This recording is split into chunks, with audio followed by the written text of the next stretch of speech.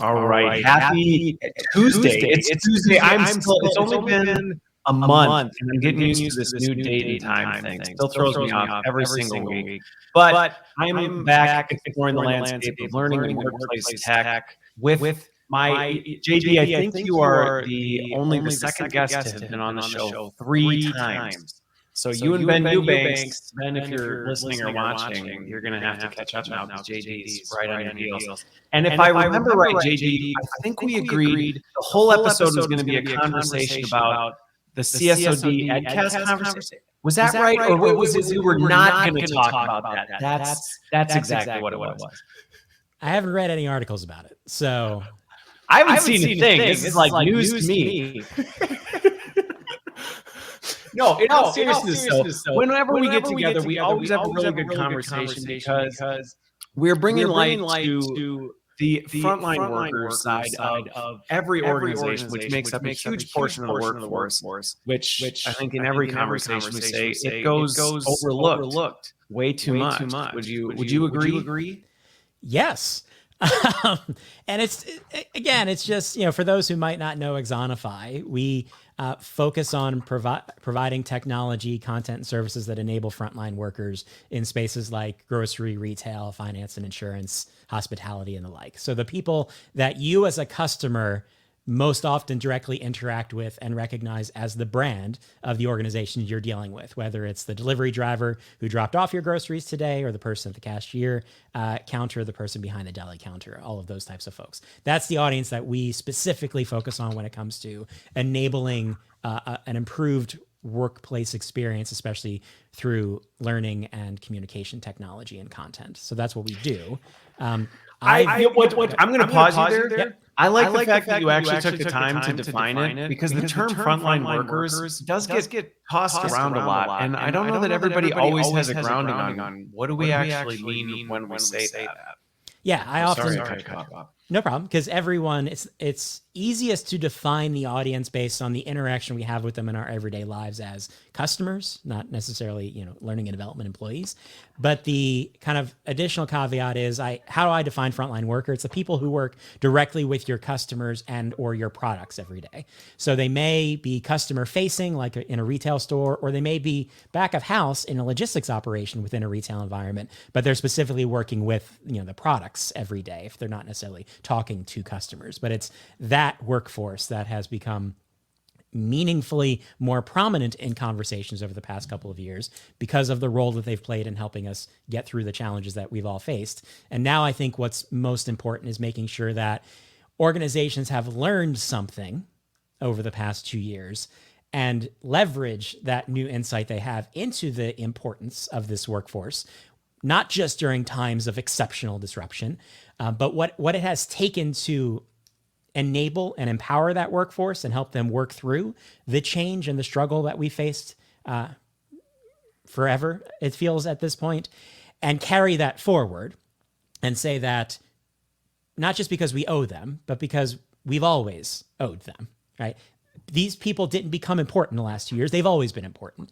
But now as the labor market has changed and people have realized, as people have more options and are making different decisions and changing their relationship with work, no longer can you just rely on having 180% turnover and being able to keep going, right? So the needs, the talent and kind of knowledge and skill capability of frontline employees has changed. What they need to be capable of is different now than it was even 2 years ago.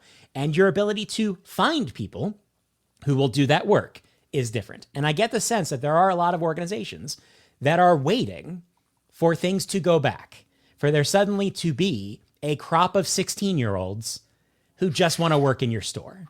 And you can just survive by saying, we've got some veterans who've been here for a while, and we're just going to churn through younger employees who this isn't a career for them, like those types of things. That's not this world that we are now in, because people have choices when it comes to how they work, where they work, who they work for. And it's no longer a regional conversation, right? It's not about, I have to work within a certain distance from my home. My company's in Canada. I'm in Orlando, hence the Mickey Mouse.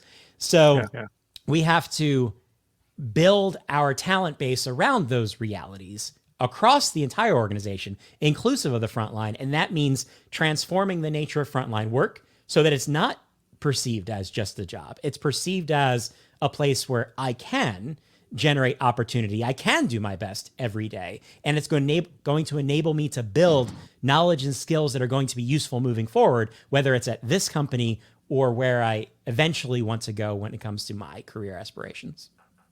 So I'm going to, on that one, and I'm going to limit how much I talk because somebody else said I'm not going, because I hear it, so JJ, you're not, but I am. I don't know what's going on. I'm just going to ask some very thoughtful questions and then let you respond to them as much as I can.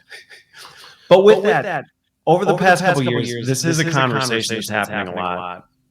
As you talk to folks dealing with frontline workers, what are some of the biggest contributors to this? Because I mean, literally, I've been in conversations where people go, where are these people going? And they're still here, but what are you seeing happening with it?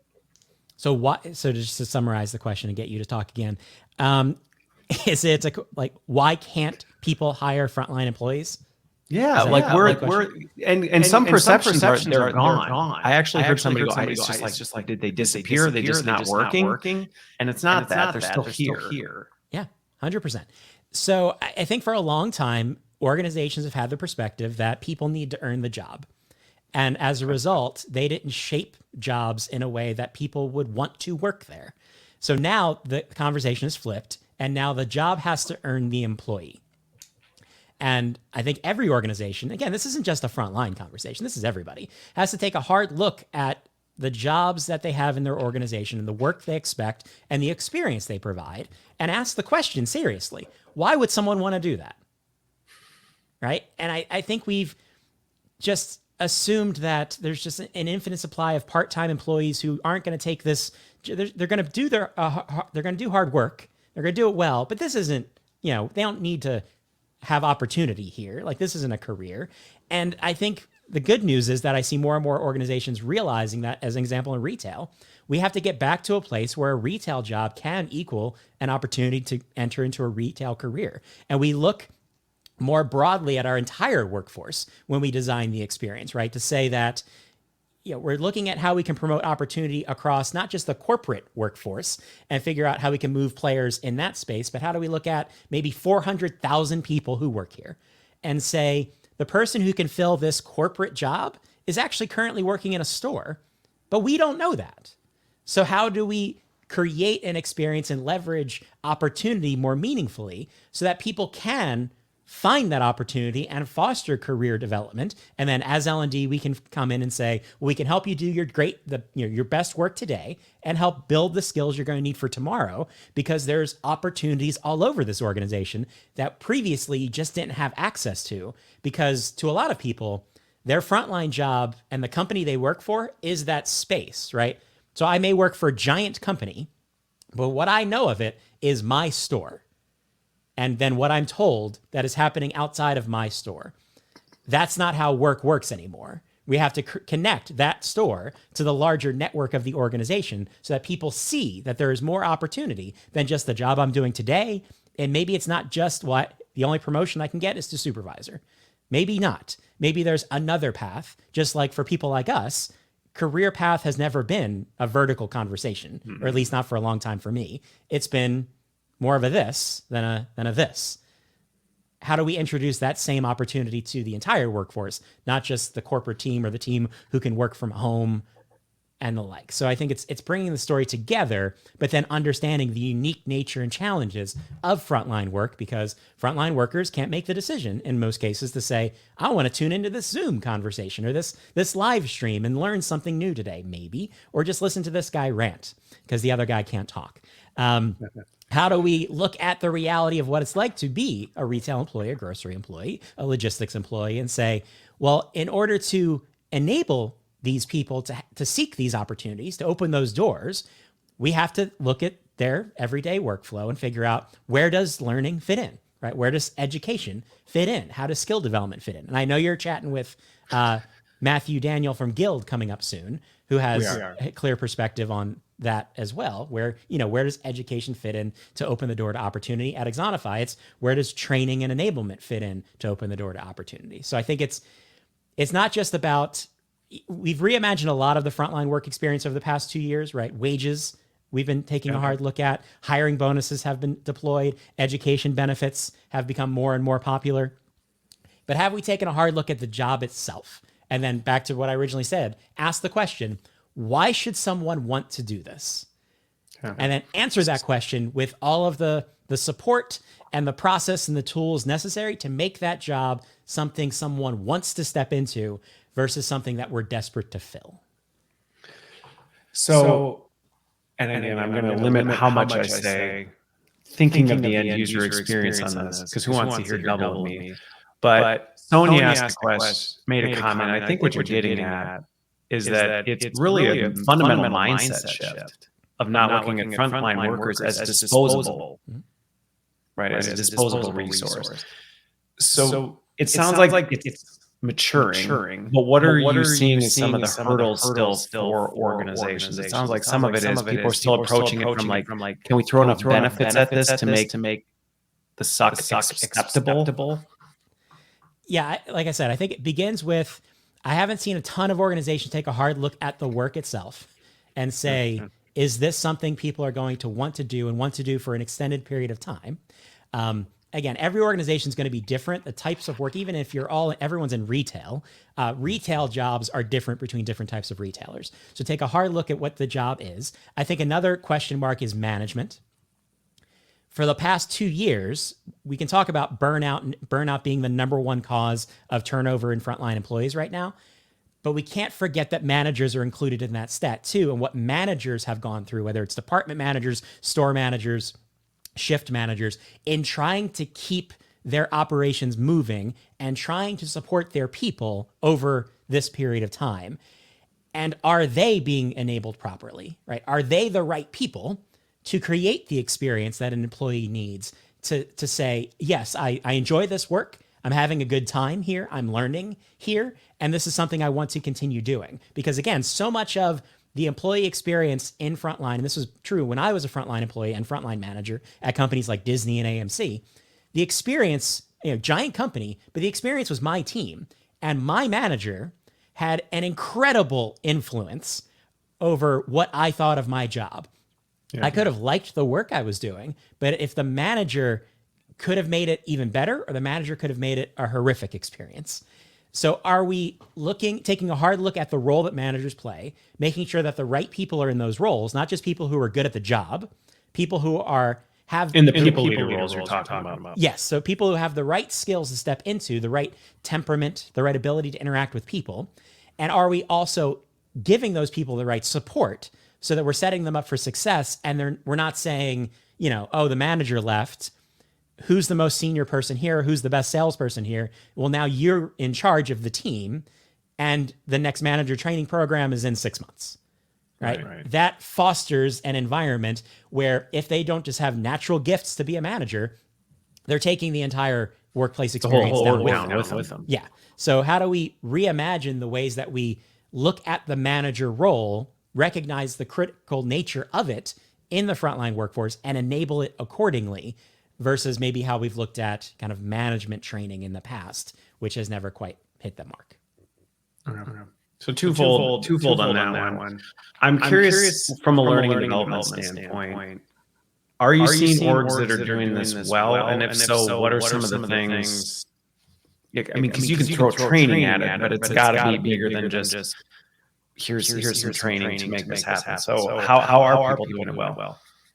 Yeah, so I think there's a bunch of different factors to consider. One is kind of taken right off the top is communication and kind of creating that connection between people and the larger organization. And historically, frontline communication in a lot of cases has been a game of telephone, or at least an inconsistent set of practices where maybe this store had a WhatsApp group and that store had a Facebook group, but all the communication was still funneled through email to the manager, and then whatever they deemed important hit the frontline workforce on whatever timeline they desired, or if someone was available, was in the pre-shift meeting, they know and other people don't know.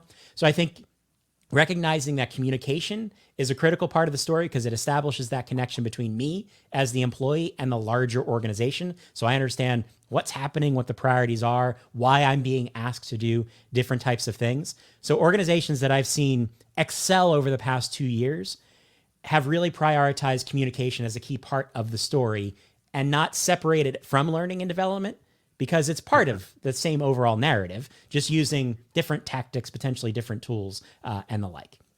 So there's Do you that. think on that one, yeah, some of that's connected to the disposable mindset, where it's kind of like, they don't really need to know all this corporate stuff. They just need to do that. Do you think that contributes to it? I think it's less that. I don't think there's anyone out there that's broadly said, we don't need to tell the employees what they need to know to do their job, right? I do think there is still a lot of red tape and political consideration around how communication, like when should we tell people, and like a bit of over planning, as if internal communication is an external marketing and PR move, and holding back, and there's questions of trust and things like that. So I think that's still at play, but I do think a lot of it was just tactical problems where technologically a lot of frontline employees have not historically used the device.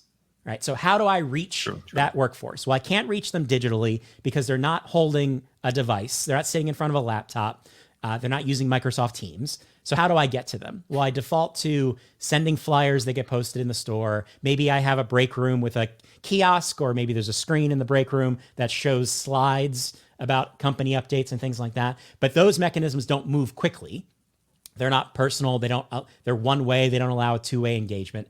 And then you saw over the last couple of years, especially, a lot of managers step in, like I said earlier, and install their own tactics and mechanisms, right? Where it's, we've got a group chat going on or something to that effect. But that, or a morning huddle or whatever. Yeah. So there's technology being introduced in some cases, but it actually opens the door to additional risk for the business, additional inconsistency in practices where one team's handling communication one way versus the rest of the company. So now I think that the past couple of years have shifted the relationship between the frontline workforce and technology, where suddenly devices were pushed into people's hands, where now we have mobile devices because we're actually picking customer orders inside the grocery store. So now a lot of employees are walking around with Zebra handhelds in order to execute their job. Or we're looking at devices differently in terms of how can we use the devices that people are sitting in front of every day that maybe previously weren't considered training and communication tools, but now we can we told people we didn't want you using it. Yeah. Or now we can look at that point of sale system, or look at the scale in the deli, and look at the screens that are emerging as technology is changing, and say we can use these tools for different reasons. And it doesn't have to be an L&D owned device or a dedicated device for training to be used for those purposes. And I think communication actually swings that door open, because while I think there's a bit of a mindset shift required to talk about what could training look like in the front line beyond onboarding, right? What's the value of continuous learning and how do you fit that into the workflow? Communication's a bit of a no-brainer. People need the most recent update. They do. Well, how do we leverage technology differently to get there? That starts a conversation. It even starts the BYOD conversation. Even there's still hurdles in terms of different requirements. Security, people have to be on shift, data security considerations. So, but all of that can be tackled with the right technology. We can solve all of those problems. And when you solve them, to solve a problem that is more readily recognized, like communication, and now you start being able to reach people with more timely information to enable them to do their job, it's not a far step to then start talking about, well, let's talk about training and how we can actually evolve that story, improve your onboarding, get people into the operation faster, and actually skill people up as part of their job, and not leave it to be something that happens every once in a while. Because again, historically, we couldn't reach this audience. So we've kind of adopted certain practices that don't need to be the mainstay anymore, like going to that back room, that one computer, and doing an hour's worth of e-learning because that's the only hour I got with you for this quarter. We don't have to think that way anymore. So on that, with this, and sometimes I think in L&D we try and say learning communications, and we intentionally push a divide between it, saying that's not us. But if I'm hearing you, some of the orgs that are doing this successfully are using communications as almost a Trojan horse. As a door opener. Trojan horse is a little bit like, the communication didn't matter. I was here for the training all the time. But yes, acknowledging they're part of the same story. And even if every company I've ever worked for had separate functions where there was kind of ops communication and the learning and development function. And in a lot of cases, I as L&D had to ask permission from ops to talk to my audience or get information to them. I had to go through this other route. And it's still the case in a lot of organizations where there are different stakeholders in play. But when we get to the shared conversation, we realize, what are we all trying to do? We're trying to get people information so that they can change their behavior and improve the way they do their jobs. Yes, there's a difference between getting a quick update, reading it, knowing the information, and making slightly different decisions on the job, upselling a different product, or setting up a new display. That is different than building robust skills that require more instructional support, reinforcement, performance support. Those are not the exact same thing, but they're part of the same story, because you can't learn if you don't know, right? You can't do if you don't know, and you don't know what to learn if you're not aware. And communication drives that initial awareness of what's important, what are the priorities, what are we working on, so that you can then focus that energy and effort to learning the right things, developing the right skills. So it needs to be part of the same overall workplace experience and coordinated as such. And I think technology is allowing us, both hardware and software, allowing us to do it in ways that even 2 years ago, either organizations weren't ready for, or we just didn't have the tools in place that we now have today. Okay.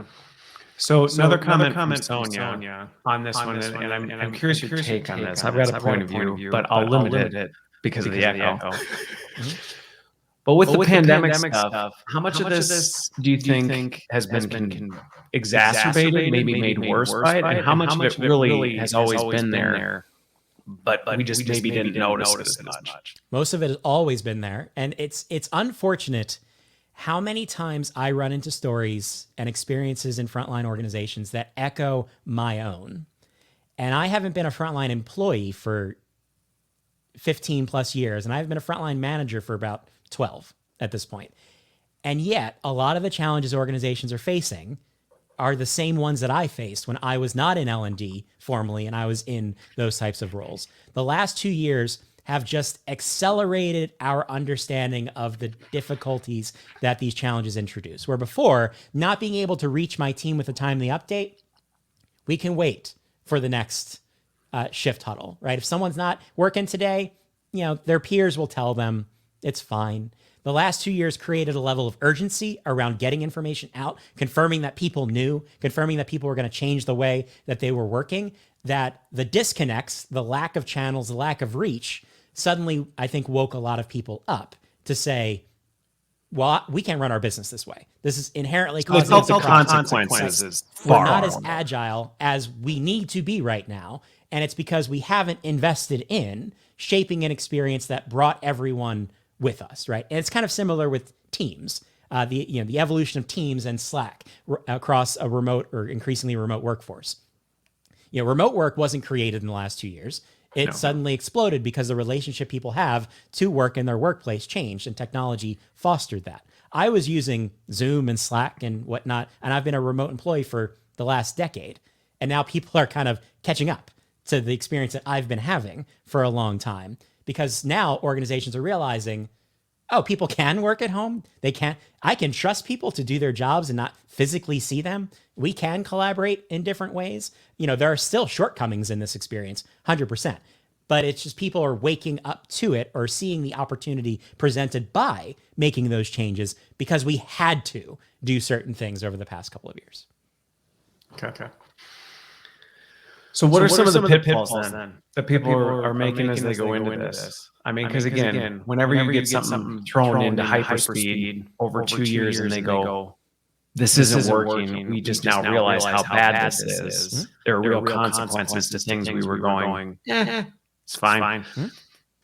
What are the mistakes that you're seeing people are making for folks who may be going, we got to do something, but we don't want to make the wrong plays? I think it's less about mistakes and more about we're in a meaningful moment where hopefully we get to look back and not have to keep reacting and ask questions about, well, why did we make certain changes? Why did we adopt certain practices?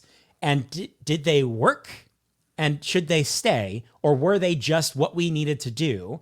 And we actually shouldn't continue to adopt or shouldn't continue to pursue those ideas. And I said recently in a presentation that when it comes to learning and development, in a lot of cases, I don't think digital learning evolved in the past 2 years? I think it moved, right? I think learning went to technology, but the modalities didn't necessarily shift. We took instructor-led experiences and did our best to put them online because we had to. Now is the time to look at that evolution of practice and say, did we make the right moves? Did it make sense? Did we actually transform the way that we're enabling people? Or did it just move? And now we have to sit here and say, did the move work? Is the move sustainable? Is it now time to really take a look at how we transform the way we're supporting a hybrid workforce? And the same then applies to the front line to say, what moves have we made? What investments have we made? And what do we need to do now? Because the workforce isn't coming back, right? The great resignation thing is a gigantic misnomer because this is just the way employment works now, right? It's not a great anything. It's a people have reassessed their relationship to work and now they're making different decisions. So now it's incumbent upon employers to say, how am I going to evolve to fit into this world? Because now employees get to make the call when it comes to where they spend their time. So on the front line, it comes down to what types of investments can we make to not only make sure people are able to do their job, we're able to run our businesses with the staffing levels that we're now going to have, but how do we help introduce new opportunity so that employees see the value in investing their time in our business and we're able to grow them so that we're creating our own talent base, right? We're creating our own tool and our pool and bench strength. And we're not relying on having to go out and hire people that are specialists anymore or hiring a manager when the manager leaves. No, we're consistently building a talent pool within our store so that the next managers are always being developed and we can leverage that talent and motivate people to seek that capability so that we can create a more agile workplace. But it's not just for the business. It's an opportunity for the people that we need to create that opportunity for the business, if that made sense. Which is the whole employee experience side. Mm-hmm. Now, I'm curious on the skills side of this, because going back to the very beginning of the conversation where folks might have thought this audience was thought of as disposable or expendable, and now they're realizing they're not. They may not have the visibility into the skills or what skills do we really have, how do we know what we have, how do we mobilize them. Where are organizations on that maturity curve and where are they getting started? Because that's a big piece. Otherwise, it's like, well, I don't know what to do with these people. It's one of the biggest conversations we have when Axonify gets introduced into an organization, because suddenly you have the ability to gain a nuanced understanding of what your people can do. Where today, and if I think back to my days at Disney, and I was a manager at the busiest roller coaster on earth, Big Thunder Mountain Railroad, how did I know what my team was capable of? Well, I knew that at a basic level, they had been trained to perform their role. So their role meant they could do certain things. And I made that assumption because training had certified them and they were being scheduled into those positions. But beyond that. Yeah, the capability piece, you knew to do this, you have to do this thing. Yeah, but how did I know who the right person was to ask to go outside when Thunder Mountain was closed and have conversations with very angry guests? How did I know? It was anecdotal. How did I know when we were experiencing a technical problem and I had to send someone to a certain place to have a conversation with maintenance? Who's the right person? It was just because I had built enough of a relationship with my team to know who certain people were. But was I potentially missing people who had ability that I didn't see? 100%. Or maybe had interest in growing certain abilities, but I just didn't know they had those interests. 100%. So the question then becomes, and what we introduce as Axonify is the ability to measure at a more granular level, not just what people have been trained in, but what they actually know and what they're actually doing on the job. So that instead of it being which managers on which shift and who you see doing certain things and assuming, oh, that person's great, but they're actually a really good suck up. And they do a great job when you're around. But what are they doing elsewhere? What do their peers think of them? It could be a completely different story. Or even your own proximity bias. Yes. I think this goes back to extroversion, introvert. The person who's talking all the time, you're like, oh, they're great. Or maybe. A big pile of other biases can come into that play as well, right? So rather than make it all about the judgment call, we can introduce data to the story to say, these people are struggling in these areas. You might not see it because you only see them perform these tasks, not these tasks. But this group over here is excelling in these areas. They have proven knowledge in this area, proven capability in this area. So when it comes time to say, okay, we have a supervisor position open or a department manager position open, who are the right people to consider. It's not just who the managers like, right? You can take a look at the types of data Axonify generates and say, these are the people who have proven that they're able to do these types of jobs. This might be where we want to start the conversation. Some people may want to take that next step. Some people maybe aren't ready or not interested. They like their current job. So it could become a more informed conversation because of the way we introduce continuous learning into the day-to-day workflow. It's not just about getting people training as part of their shift.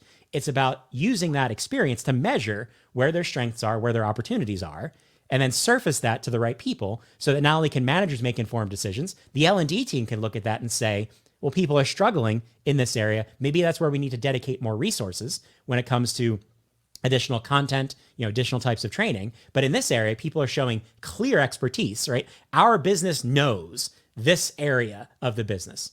Well, we don't have to put a lot of resources there. Maybe that's more of just performance support resources go. Well, there's just more tribal knowledge even supported when you have departures. Yeah. And it's always interesting when we do a lot of measurement. When we first get involved, there's a baseline measurement exercise that takes place in Axonify. And it's always interesting to validate what the workforce does and doesn't know. And it kind of goes in two directions. In one case, L&D may be shocked that they were planning to launch a training program around a particular topic, but maybe instead of launching a fully blown designed course, right? We start by using some assessment questions to gain an understanding of what people know. And knowledge is much higher than they assumed. So like you said, there's tribal or tacit knowledge out there. People know. We don't need to train them. They've already got it. Let's respect that existing knowledge and focus our resources in some other direction. Or it goes the other direction. People think they know, but that baseline knowledge is actually shockingly low. And suddenly we have a new priority because we just assumed, well, people got the training, but they actually didn't retain anything. So their knowledge of this very important topic in the workplace is much lower. That's where we actually need to spend our time and focus area. And it's not just for L&D to recognize that. It's often fun when you start to introduce kind of daily training to a frontline workforce. There are going to be some people who've been there forever, right? They've worked in the store for 20 years and they're the kind of go-to person, right? It's Jill. Everyone always asks Jill. Jill knows all of the things, right? But then Jill starts to get engaged in these daily training sessions. And I was actually an Axonify customer. So I had these interactions as an L&D manager. And people would say, I don't need this training, right? I've worked here for 20 years. Why would I need this? All this stuff. And then you get them to engage. And oftentimes I would say, it's not about, like, we know, but like, we want to challenge, like, this is a new challenge. Show us, like, your knowledge, right? Like, here's an opportunity for you to demonstrate. Prove. Like, we will see you at the top, right? You will earn the achievements, right? This is your opportunity to demonstrate that mastery we know you have.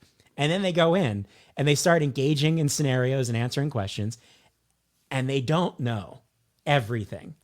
Yeah. And it's fun to shock people kind of back to reality, to say, you had a bit of overconfidence, and it's understandable completely. And you know a lot of things, but there are certain gaps in your knowledge. Now you know. So you can focus on closing those gaps and ascending back to the top of the mountain, where you will be the subject matter expert everyone goes to.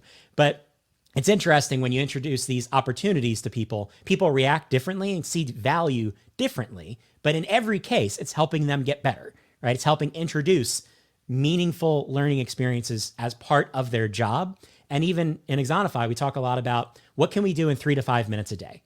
Because if you're a contact center agent, you don't have time. That's all you got. You are managed to the minute. We can get 3 minutes. We can get a 3-minute task out of the system before you got to make your next phone call.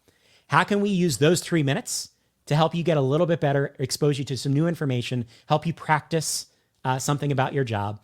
And it doesn't sound like a lot, but when you do 3 minutes every shift, it starts to add up, and it quickly becomes more time dedicated to training than you historically get when you pull people out of the contact center floor for, an hour once a quarter to give people all the updates. And by the way, when you fire hose people with the updates, they don't remember it anyway. So it was a waste of time. So 3 to 5 minutes a day doesn't sound like a lot, but when it's all people have, or, as L&D, I can't change the retail workflow.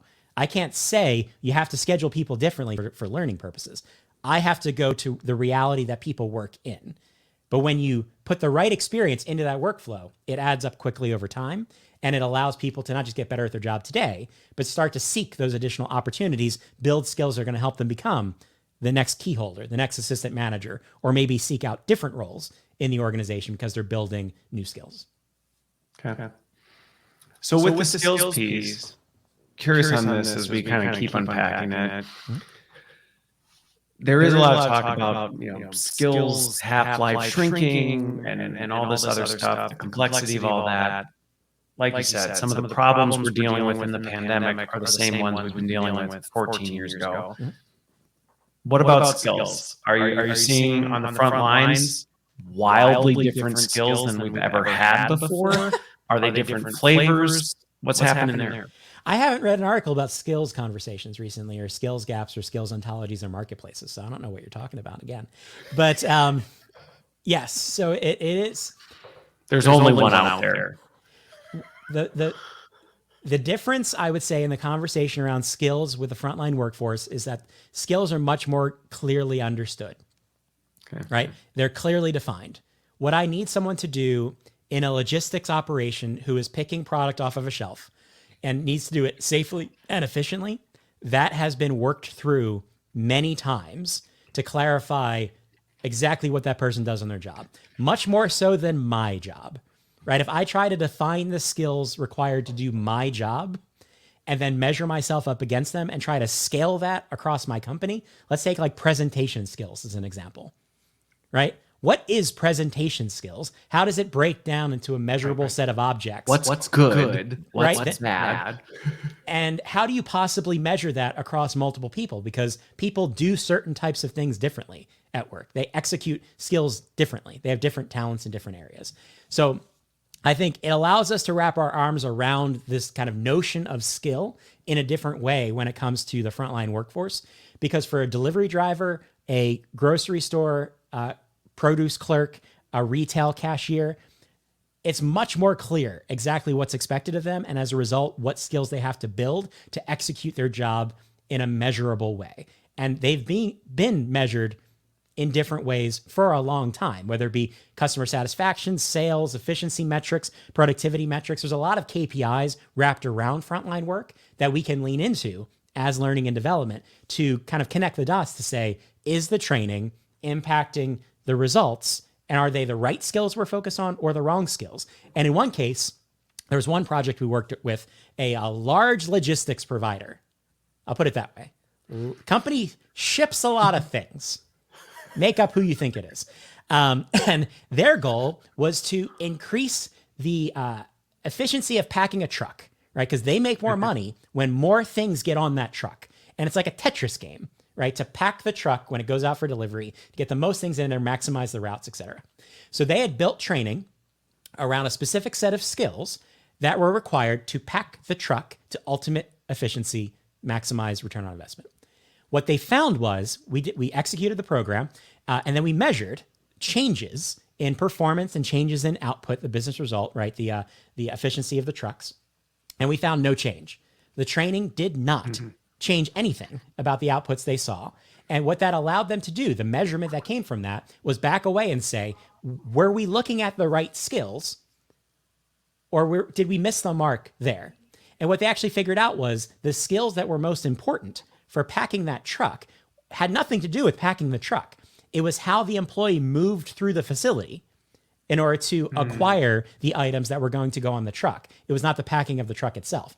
So there was an assumption as to the skills required to execute the job effectively that was wrong. The only reason we noticed was because we were measuring elements of the experience that allow us to connect the dots and say, training is not impacting result.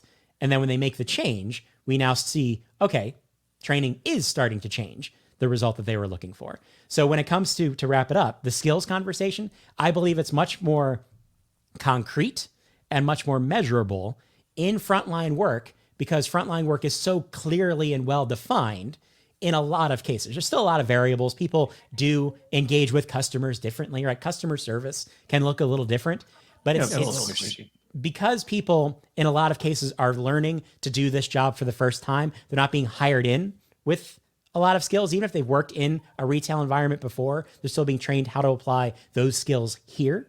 So it's so much more granular and defined. We're able to target training much more specifically at those specific skills and then measure the influence that they have on results for the organization. So I think it's a much more concrete conversation than it is in kind of the HR space or the corporate space where, you know, you can't really double click into a lot of the skills conversations, right? Like it stays at a high level, like presentation skills, has them or not.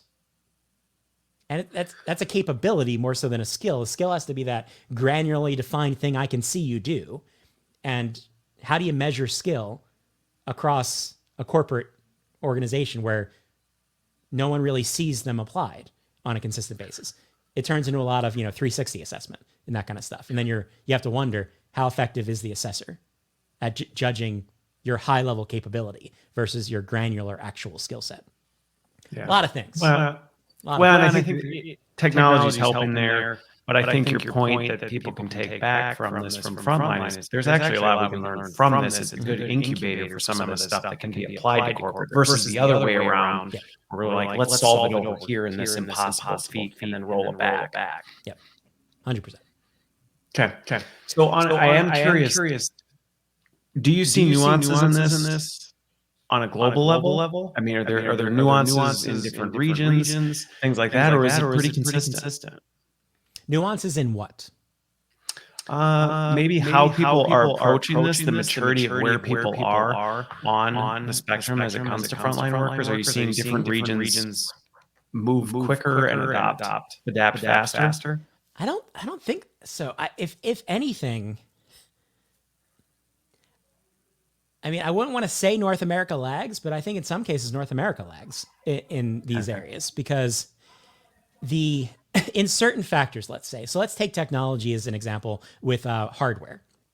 Okay. Mobile device usage is much more common outside of the United States than it is in the United States when it comes to frontline work. Okay. Some of that is regulatory differences in terms of what people are and are not allowed to do, and some of it's cultural considerations, right? But if I break apart Axonify's kind of mobile device usage, it is higher outside of the US than it is within the US. And part of that is also kind of technology baggage, right? In a lot of places in the world, there wasn't an existing setup, an existing PC that was used for certain purpose, or at home, the mobile phone may be the device that people use, right? They don't flip over to a laptop. They use their phone for everything. So the technology realities are different. That allows different types of strategy to be deployed at different speed. But we're seeing that pick up in North America, where more and more CTOs are asking the question, how do I get BYOD to work? How do I overcome some of the red tape considerations? And we work with organizations on that. Beyond that, I think the only real differences are that there are certain kind of regional implications when it comes to, worker councils in certain parts of the world. So you have to look at the story differently, just like you would in a unionized environment in North America. So really taking into account how work is done, the relationship people have with work in different parts of the world is important. But in terms of people realizing the need to prioritize and enable frontline workers, I see eyes opening all around the world. So I don't think it's explicitly happening in one place, not another. Just what it takes to implement that strategy might be a little bit different based on the way people think about work. Okay. So question from Sonia on this one. From a manufacturing standpoint, if you were to look in that industry specifically, are there nuances that you're seeing there, things that are really changing in that space on the front line more than others? I'm curious the nuance. So the conversations I have in a manufacturing space are a little bit different because the requirements are different, right? So the idea of the first thing we do when we walk into an organization as Axonify is take a hard look at the day-to-day workflow of the audience that we're looking to support. And in a manufacturing environment, there's a lot of firm realities when it comes to it being a safety critical environment where people are very focused on the task at hand, and removing one person could potentially stop the line, right? So it's kind of like a contact center in that regard in terms of how closely focused the worker experience is. And then it challenges us to say, well, if we want to introduce communication and training into this person's workflow, how do we do that? So in this case, it might not be a conversation around personal devices. There really necessarily isn't an embedded device. We don't want to distract someone that's in the manufacturing workflow at all, right? So then it becomes a question of, well, how do we take a look at other spaces or other places people spend their time? And we talk more about, kiosks in a break room and how we motivate people to engage in a couple of minutes as they're returning from break, but before they have to hit the line, and introduce again those 3 minutes of time into their day to say, how do we deliver a personalized experience in those couple of minutes? But the physical spacing changes, the devices change based on the experience that they're facing in a heavily safety critical focused environment like manufacturing.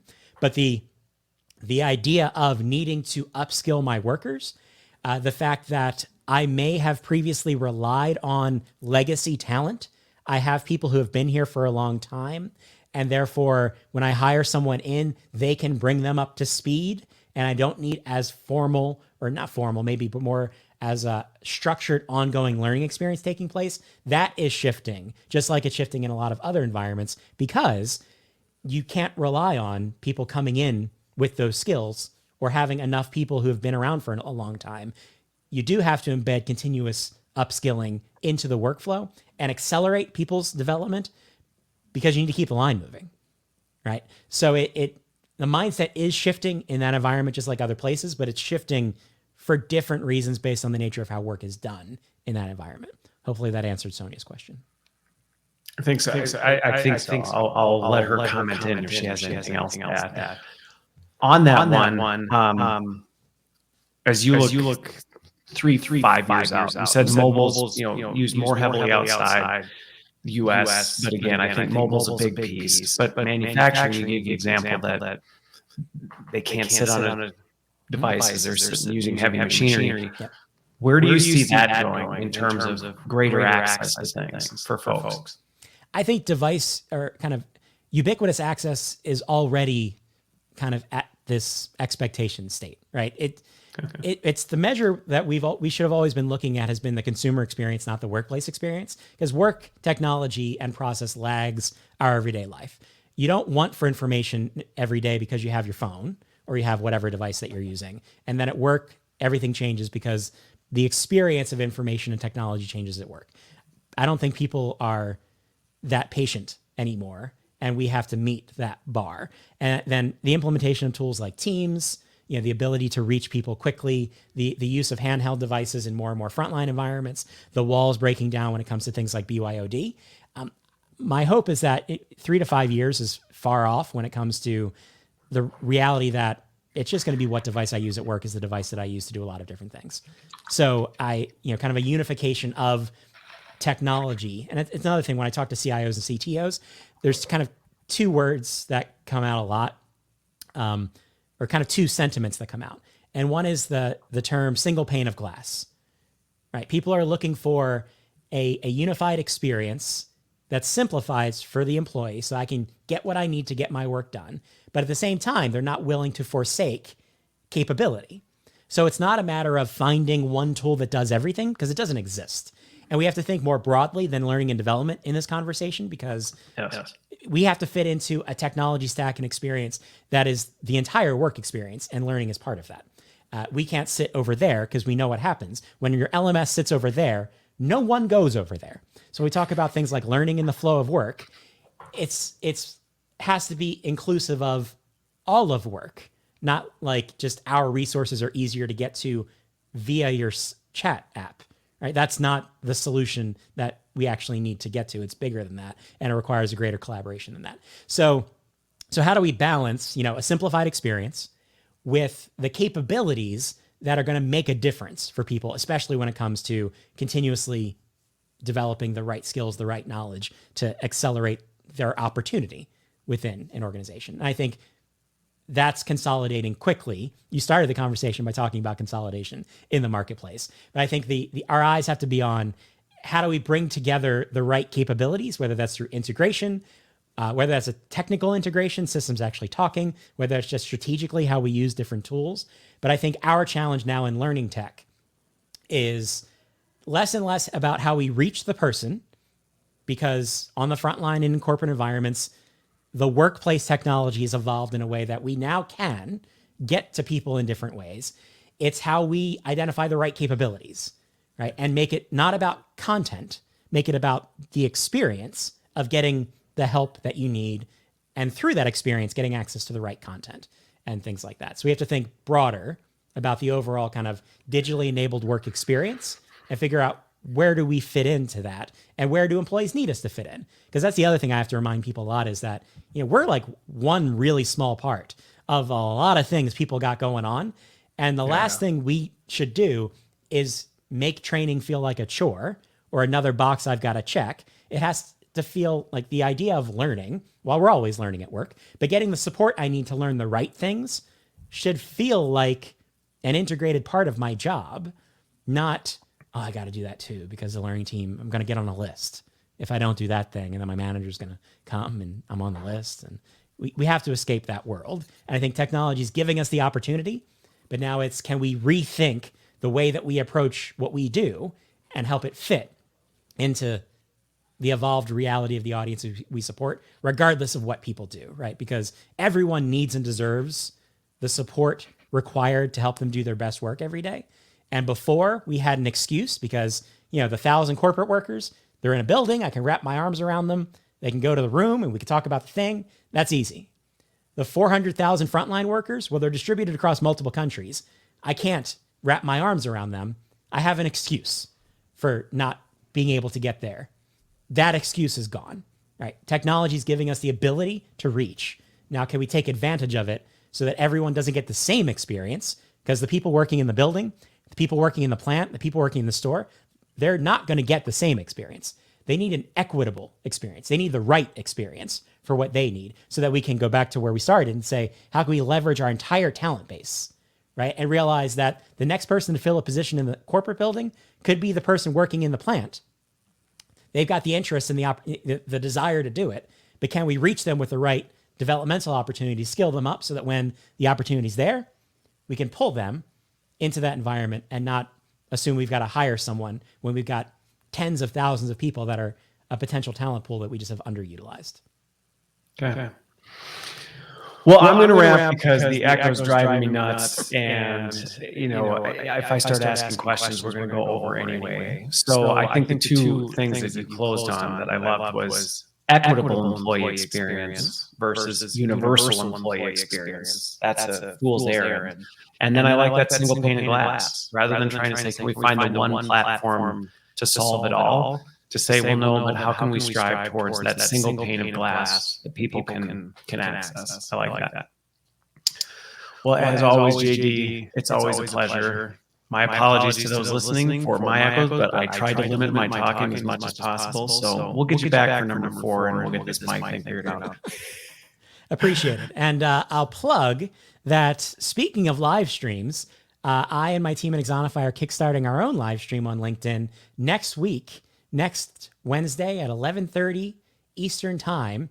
Join us for the first episode of In the Know, which just coincidentally has the same guest that Christopher Lind here has on Learning Tech Talks the day before. Because next Tuesday, I believe, you have Matthew Daniel appearing from Guild Education. And then Wednesday, we're chatting with Matthew Daniel from Guild Education. So we'll just have to make sure I'll watch your show so it's not the same conversation we have, so you can come to both and get double the Matthew Daniel. Who doesn't want that? If you want double Matthew, who doesn't want that? So if you want double Matthew Daniel, great insights into a lot of what we talked about today around enabling opportunity and mobility in a frontline workforce. So it's going to be a great conversation. We're going to be doing it every 2 weeks on LinkedIn. So check us out. You can follow me or follow Axonify on LinkedIn to get more information. And by the way, Christopher here is going to be on the show too. We're going to flip it. So instead of him asking me questions, I'm going to ask him questions to find out what he's learned about learning technology by doing all these conversations to hopefully help y'all make more informed decisions when it comes to how you look at the and I'll have using that reality fixed by then, because then you'll just have to. We'll have to figure that one out. Yeah. But yeah. So check us out. next Wednesday, 11:30 on LinkedIn. And then if you have any questions or if I said anything that was potentially useful to you, feel free to reach out to me on LinkedIn or email me, jdillon@axonify.com. I'm always happy to chat. Sounds good. Have a great week, everybody, and thanks for joining.